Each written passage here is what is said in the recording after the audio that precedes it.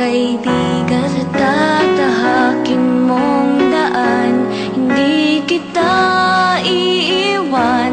Hindi ka na mag-iisa, kaibigan.